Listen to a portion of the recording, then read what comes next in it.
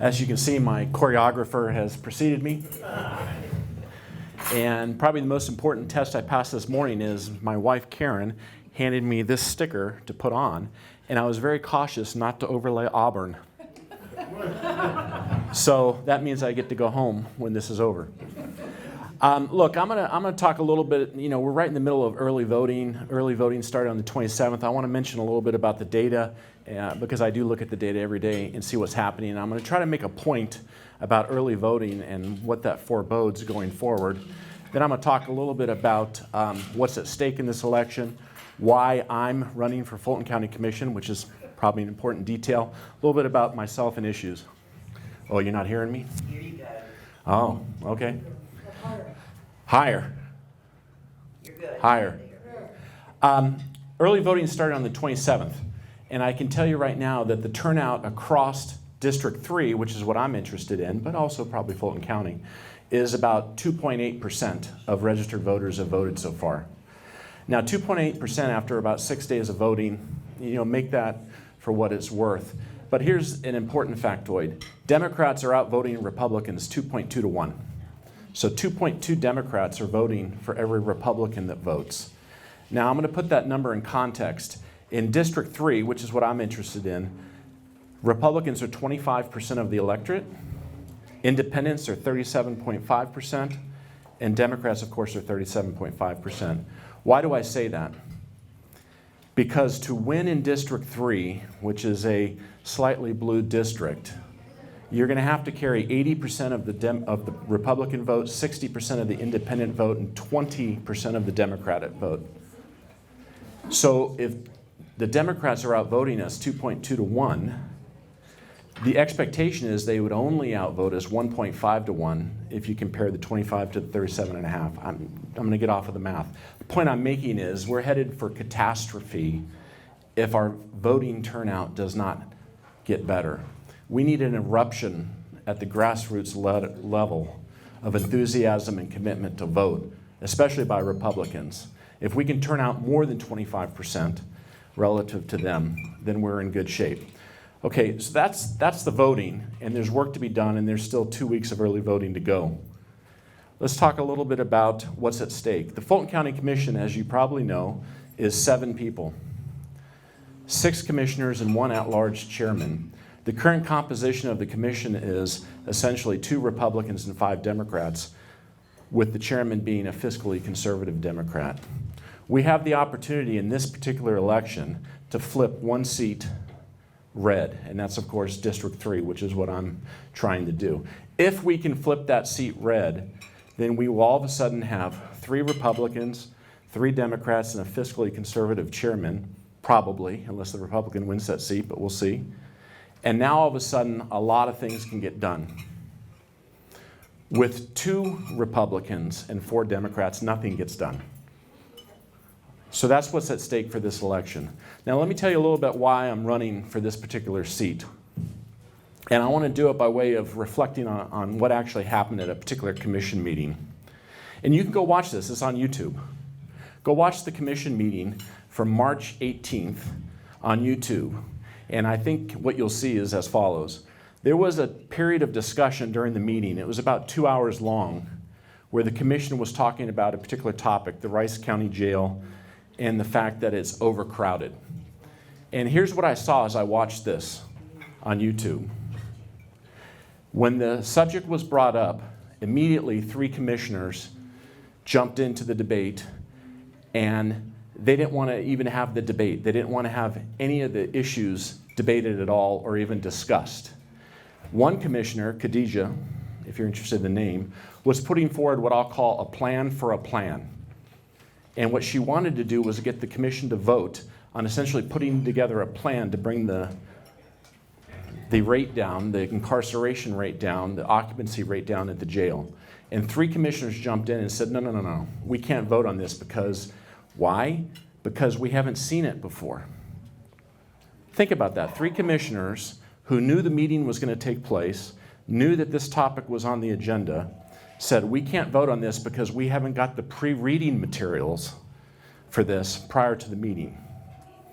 So my question is this. They knew the meeting was going to take place. They knew the topic was on the agenda. Why didn't they ask for the pre-reading materials if they didn't get them?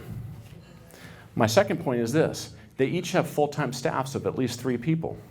Why didn't their staffs get them the pre-reading materials? Don't know.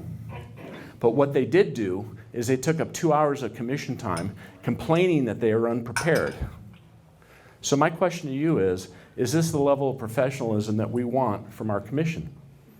These are the people that make decisions about property taxes, about how the county's money is going to be spent. And when they show up and they brag about not being prepared for a meeting on TV or YouTube, is that what we're looking for? Now, something else happened at this meeting as well, and that's this. One of the commissioners, Dana Barrett to be specific, asked the sheriff who happened to be there, she said, "Sheriff, how long have people been sleeping on the floor at the Rice County Jail?" And the sheriff said, "Since before I was elected." It turns out he was elected and took office in January of 21. And so her response was, "So for about 10 years, and he sort of shrugged his shoulders. Here's my point. If people have been sleeping on the floor in an overcapacity jail for 10 years, why has the Fulton County Commission not been able to do anything about it? This is a problem. And so my question to you is this the level of competence we want from the Fulton County Commission? And I think the answer to that is no, we need to do better. Okay, so why am I running for the Fulton County Commission? Because we need to up the level of competence, up the level of professionalism, and up the level of acumen of our commissioners. Because if we don't do that, nothing will improve. Okay? Now, a little bit about me. For some of you I don't know, others I do. My name is Paul Burton. I'm running for the Fulton County Commission, District 3. I'm retired from IBM, where I spent 30 years in technology. I've spent time in over 75 countries doing business. I'm very proud to say, actually, that I'm a non-practicing, fully recovered attorney. And you know, that's one of those things you have to work at every day to be fully recovered and non-practicing. But anyway, so as I say, I'm an attorney. I sort of have that mindset. But I also have a PhD in international development and, of course, an MBA. And I've spent the last 20 years, for sure, leading multi-billion-dollar tech businesses globally. My wife, Karen, who's with me, was adjusting the sign. We lived in Shanghai, China. We lived in Singapore. We lived in Europe. We lived in another foreign country called New York, which becomes more foreign every day. And what I can tell you is that all of these experiences, when you've lived in a theocratic country, when you've lived in a communist country, when you've lived in a totalitarian country, and you come home and you do a compare and contrast, what you notice is, are we approaching those things? Is our government leading us in that direction? And the answer, I hope, is no, but it depends on who we elect to government. It depends on who we elect and the attitudes and the values and the positions they take when they get there. So, what are my issues for the Fulton County Commission? And I'll try to be brief. 1, taxes. We talked a little bit about taxes and property taxes. 85 cents of every dollar that the Fulton County Commission spends comes from your property tax. 85 cents. So if the county is going to spend more money, where are they going to get it? They're getting it from your property taxes. The county, according to the budget for this year, is running $75 million short. In other words, revenues are here and expenses are here. They have a $75 million deficit. Where are they going to get that money? Us. And so the answer is, when they set the rollback millage rate, the tax commissioner sets it in June, and the county comes back and figures out how to balance the budget in July, they really only have one choice. They either have a miracle and find $75 million, or they raise your property taxes. And so my question is that acceptable? Property taxes have been consistently, over the last 5 years, growing 6.3% every year. 6.3% every year. Expenses, that's property taxes, which is revenue to the county, right? Expenses have been growing 8% every year. Is it a surprise that we're running a deficit? Is it a surprise that the county doesn't have the money to pay for this? Something has to change. By the way, this year, 2026, they're projecting a 14% increase in expenses. 14%. So, my question is this: how many people had a 6% increase in their income this year? No one? Anyone have an 8% increase in their income? How about 14%? This financial trajectory, in my opinion, is not sustainable. We have to arrest this. We have to stop the financial insanity. And the only way we can do that is to flip the balance on the commission and get a third Republican and then get the chairman to work with us. If we don't do that, get out your checkbooks. It's going to happen.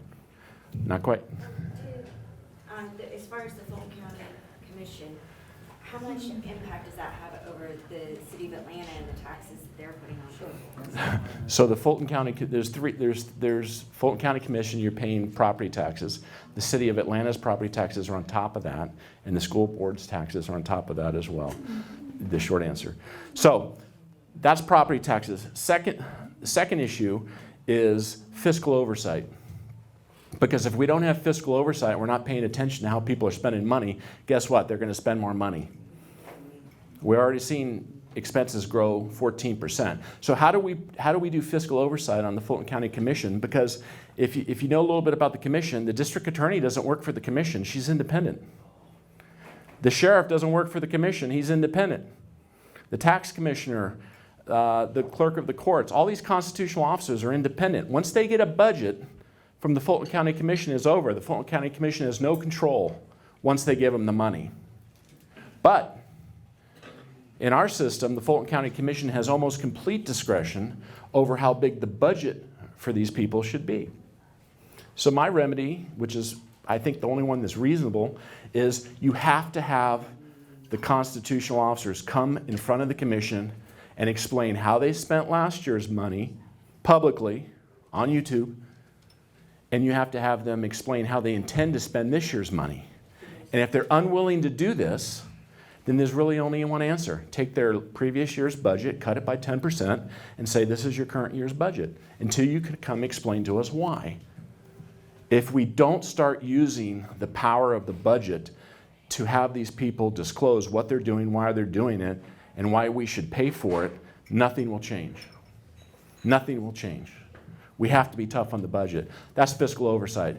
Third issue is economic development. I said, I'm going to do my best. I said that Fulton County was running a $75 million budget deficit this year. Well, that's because all the revenue is coming from property tax. Shouldn't we think of other ways to bring revenue into the county? And the other way that's significant is economic development, Fulton development, or Develop Fulton as they call it. On February 18th, the executive director of Fulton County Development showed up to the commission, and she stood up there and she's very, very proud that she's delivering $19.5 million in incremental tax revenue to the county. My answer is great, but we need 60. 19.5 doesn't get it done. Fulton County Development needs to have a target of delivering $60 million in incremental revenue every year, growing at 6% to the county. And if they don't do this, then the county has to reverse their spending. What's the probability of that? Or they have to increase your taxes. What's the probability of that? 100%. Okay, so we have a choice to make. And by the way, the Fulton County Commission appoints people to develop Fulton's board of directors. So when we appoint people to that board of directors, shouldn't we tell them what the objective of Fulton County development is? Shouldn't we tell them that our expectation is that we want $60 million a year in incremental tax revenue? So that we don't have to take more money from existing taxpayers, so we can get it from new taxpayers? But I really doubt if you were to bring Fulton County Development in here right now and say, do you guys understand you need to deliver $60 million in incremental tax revenue? They'd say, what, huh? We have to set that expectation. Third issue is public safety. So public safety means many things to many different peoples, but in the context of the county and what the county can do, yes, it means courts, yes, it means the district attorney, it means health care, but I want to talk about two specific issues because they relate to what I think are ailing the county at the moment, and that's behavioral health and crisis management. What do I mean when I say behavioral health? There's a lot of issues at the jail that are causing overcrowding. We can talk about the district attorney, we can talk about the court system, and if I had more time, I would do that. But we have a high rate of recidivism because we're not attacking the behavioral health problems. And so if we don't start investing in behavioral health to bring recidivism down or to make people better so they don't have recidivism, then we're never going to get in front of this problem. We have to invest in behavioral health. Second issue is crisis management. Look, the pandemic, COVID, came from China, right? I think we all agree on that. And how many times have we seen in the news over the last couple of months of Chinese scientists in the US getting mail order pathogens? Okay, there's going to be another pandemic. My question is the Fulton County Board of Health ready for it? Have they done the planning? Are they prepared? And by the way, the Fulton County Commission's job is to plug into all these areas, public health, the jail, district attorney, property tax, and to get things done by bringing light and shining light on the problems and making sure that they get solved. I don't believe we're where we need to be with public health or crisis management. Now, as I wrap up, we have to put people on the Fulton County Commission that have a different approach to the commission. They have to have the competence and the confidence to ask tough questions and shine lights on issues that need to be resolved. The public needs to know how their money is being spent and how prepared the county is for these problems that exist and the ones that don't exist that are coming. And so my question is, when you look at the March 18th meeting, which is what I talked about, and you see commissioners complaining that they're not prepared, complaining they didn't get paperwork, complaining that they don't want to vote for a plan, are those the people we want to trust with these issues? And if the answer is yes, more of the same. And if the answer is no, your vote changes things. And so my question is, do we want to change things? And do we want to put more competence, more business acumen on this commission so that we can stop bad things from happening and start getting this county turned around? Okay? Paul Burton, Fulton County Commission, District 3, with your support, I'll help get things turned around. Thank you.